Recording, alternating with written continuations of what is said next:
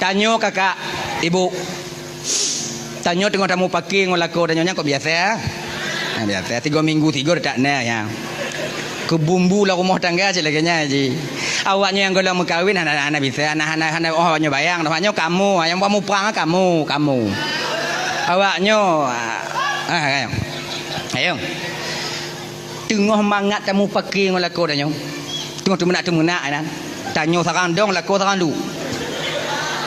Kena lako tanyo ayah kah? Tanyo pendek dulu ayah kah? Nek kah? Nek nyang kah? Tengah mangat kamu pakai. Wow anak tanyo sekolah SD.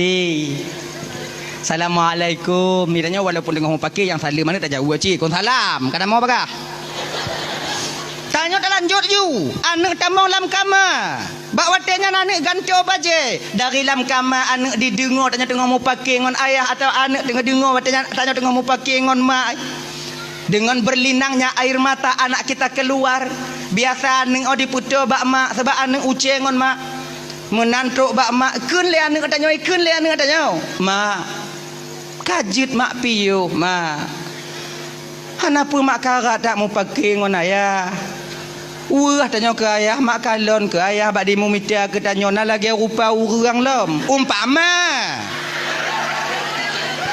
bengoh hijak seput diwa mak oi anco tapak kaki anco tapak jaro mak dah silap-silap ayah bio kajuk mak sabar juma sengap tanya ina ibu kakak dan sadar kita ketika itu maka bakwatnya bertanda redha dan kasih sayang Allah sudah tertanam di batin kita.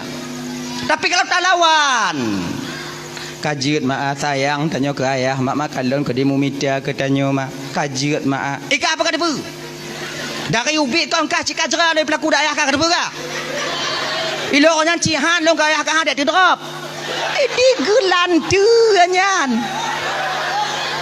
Kadang-kadang nyona itu bit haba nyola ke mengah bang kakak ibu nyo agak kuto bi ulun mari nyola ke mengah nyo biasa haba nyo bet ditubiat dalam babah nyo biasa tadi tubiat di akhir daripada pernikahan danyo bak ujung-ujung jadi petakeun ilang tu betul cihan lo kaya han lon cihan lon dipaksa lon ronyan cihan le pakihan ya ne lahir laju han pakinya